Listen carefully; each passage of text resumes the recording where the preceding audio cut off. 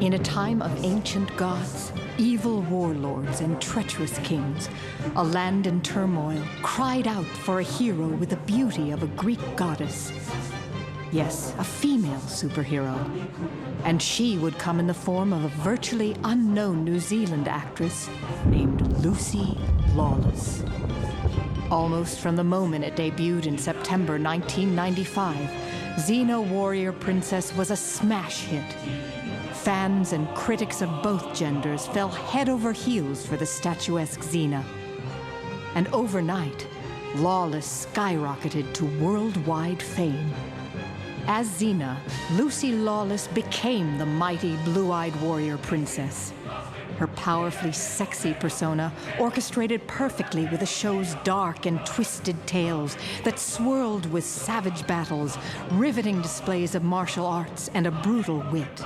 With the aid of her trademark blood-curdling battle cry, her deadly chakram, and the close companionship of her energetic sidekick Gabrielle, she would not only save the lives of countless imperiled villagers, but also justify the faith of the show's creators. For prior to her groundbreaking first season, it was unthinkable that an action drama could succeed with a female superhero in the lead. But Xena kicked that myth goodbye.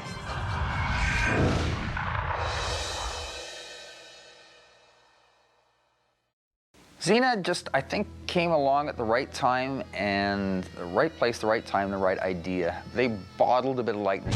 I think that people really wanted to see a strong female character. I think everyone was ready for a woman superhero, and certainly it's spawned a plethora of them. She was a heroic figure for a lot of people. I would say for a lot of young girls, but I think she had a wider appeal than that. The guys wanted to see a woman who could take charge too. You know, it wasn't interesting to see the woman in distress story anymore. It was much more interesting to turn that around and see a guy in distress and have the woman come and save her. You're pretty good against unarmed men. How are you against someone who can fight back? My impression in this business is that a lot of people have a lot of attitudes about a lot of things until those things become successful, and then they change their attitudes. Xena definitely does not get the respect that it deserves. It was always taken as sort of like, oh, it's a syndicated show. It's not real, it's not network. It's not important enough. It's like, oh, that's that little funny Greek mythology show or whatever, oh, the spin-off from Hercules. At first, it was just getting the Hercules crowd. And everybody kind of considered it like you were getting old drive-in movies on TV. People think of it as, oh, that Xena thing.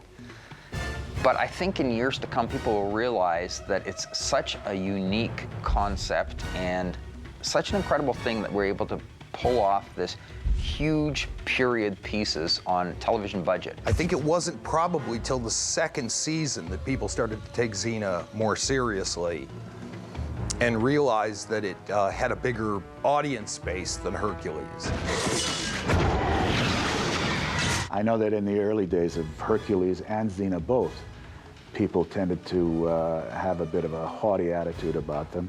And then they found out that people were watching them and liking them, and then all of a sudden you saw a lot of knockoffs of these shows. You saw a lot of shows that tried to be these shows and weren't. They weren't anywhere near as good. When Inside TV Land does a retrospective 20 years from now on women in television, they'll do a section on Xena, because she was a strong, no-nonsense, I can stand on my own woman. So, I don't know, if people had problems with shows, that's their problem. I don't care. I think they were good shows.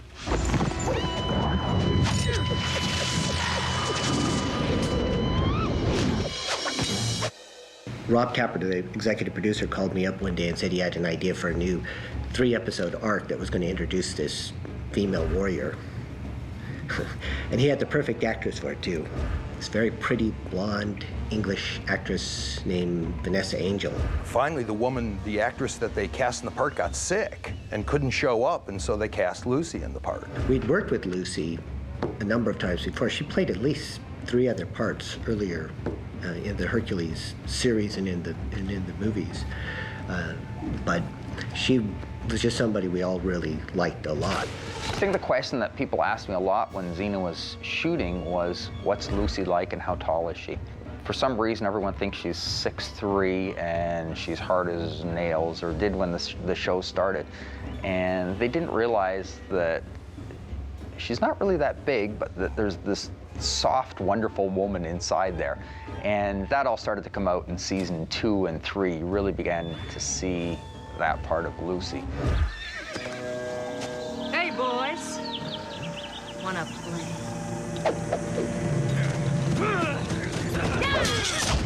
Lucy had an idea, and she knew what she wanted the character to be.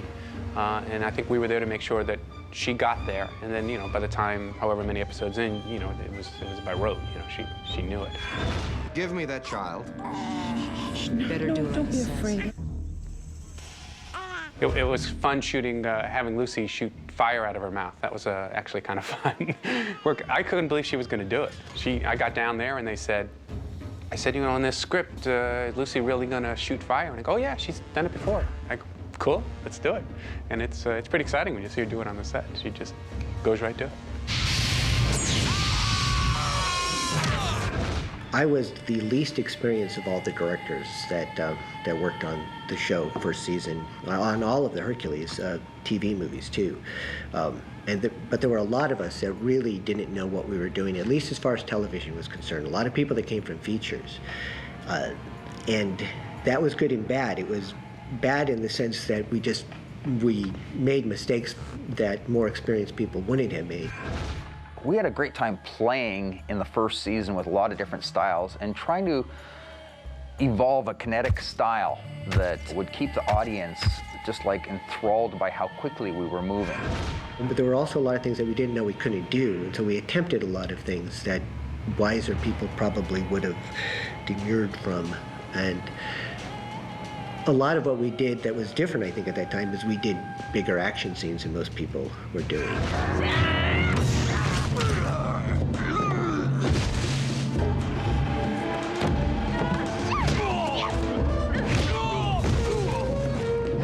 Rob Tappert gave us homework. He gave us a whole bunch of Hong Kong action films that we took home to watch.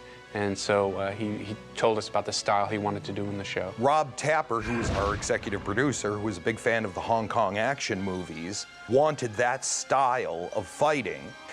And so that was the approach, and that was kind of the approach from the beginning, to do kind of a Hong Kong version of ancient Greece. I've just blocked off the flow of blood to your brain. You'll be dead in seconds unless I release you. By the way, Rob Tappert does have a cameo in the pilot episode for anybody who wants to look. In the final fight, where Xena and Draco are fighting on the villagers' heads, the very last person whose head is getting stood on is Rob Tappert.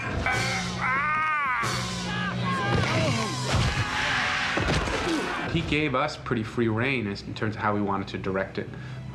He had a second unit down there, and so, you know, they knew how he wanted the action sequences to be. But, you know, we were, you know, starting from scratch, and so it was kind of fun to be in one of the first few directors, and still everybody trying to find their voice when you're down there. Even by the time I got down there, everyone was still trying to figure out, okay, how do we do this? We were borrowing heavily on Xena all the time from Hong Kong filmmaking. We would see a fight and would say, let's do our version of that. The big ladder fight in Xena is, of course, lots of wire work, but we're also, if you watch that, the camera is zooming and twisting. It's on a double Dutch dolly head, so the camera's twisting, turning. People for a while were calling me the Dramamine director, but I was just trying to infuse this whole show with an energy and kinetic nature.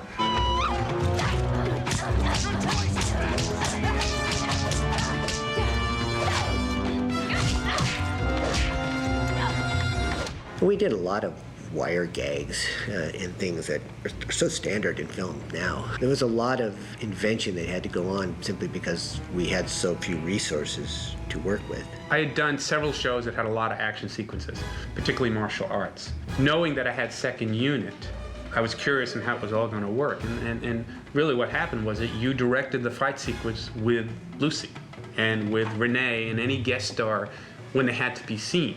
Anytime it would get to the point of wire work, you'd have Lucy or Renee or any of the actors, they'd go running toward a wall and then get there and stop. And then it would be picked up by second unit with stunt people on wires. And then second unit carefully went over what you shot, made sure that they matched the reverses with the stunt people or Xena's stunt double and whoever was, shooting at the time, plus all the stuff that you don't have time to do. I mean, it takes a long time to put somebody in a wire and hang them up in the air and then kick 4 people and spin them around and do it several times, make sure you get it right, and then of course the wire has to be removed back in post-production. Another thing that made these shows possible was the second unit. It was brilliantly set up. I was forever in awe of what the second unit produced with the resources that they had. We might have had 5 lighting people, they probably had 2 or 3. They would get more resources if they had particularly big days. And on some episodes, they even ended up shooting more days than main unit. The classic one was Callisto, where they spent, I think, 9 days on the ladder fight sequence. And that was kind of a record, I think, probably in fast turnaround TV anywhere in the world, to have a second unit spend 9 days on a sequence where the main unit's only shooting 7 or 8 is pretty bold.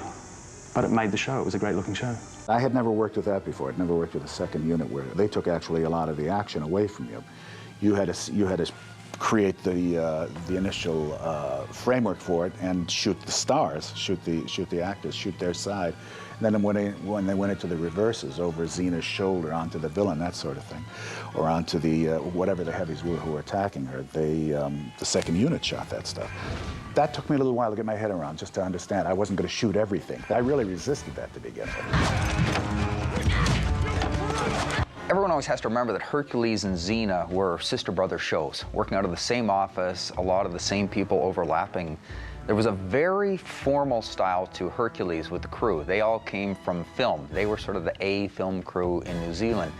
And when Xena started out, they got the rock and roll, rock video crew to do that. One of the things that was scariest to me at the time was breaking in a new crew. I was concerned that the crew that we had for Xena was not going to be as good as the crew we had for Hercules. Somehow I thought that the cream of the crop of New Zealand filmmaking was given to Hercules and that whoever was left over was going to do Xena.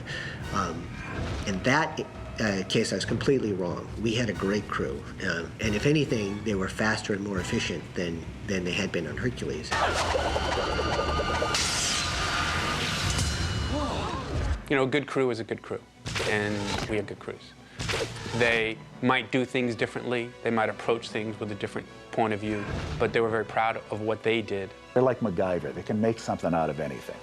So I had a scene with Tommy Atkins, Xena's father, on a horse. He's a wonderful actor and very, very uncomfortable on horses. I said to the chief grip, Dennis, wonderful guy, can you rig me up something that we can put him on so we can move him across there? He gave it 2 minutes thought, grabbed a couple of pipes, slapped something together in almost no time at all, and put him on the back of an ATV all-terrain vehicle. And we shot him tight there, and we moved him across the scenery, and it was absolutely convincing. I remember, I think it was with TJ as well, we did a horse chasing sequence as part of Callisto, where we had to have Lucy galloping along sand dunes with Callisto chasing her behind, and you could do wide shots with doubles on the second unit, and that was fine, but he really wanted to get tight shots like this in here on Lucy. And I'm not even sure how the idea came about or who refined it, but what we essentially ended up doing was having Xena static on a hobby horse. We just made some boxes with a saddle on that she could sit on, and we put her on a little dolly that would track backwards and forwards, and we did the same with Callisto. We put her further back on another hobby horse, and then we put the camera way away from them, probably 300 meters on a very long lens to condense it. And essentially, as the camera moved backwards and forwards and the actors moved backwards and forwards relative to each other, you couldn't tell that they weren't actually galloping and weren't moving. And with a bit of healthy shaking the camera and whiz-panning on and whiz-panning off, in the finished thing, you were totally convinced that they were galloping along at high speed, chasing each other along the sand dunes, whereas in fact they weren't actually moving anywhere. And we ended up doing that quite often for those kind of insert sequences.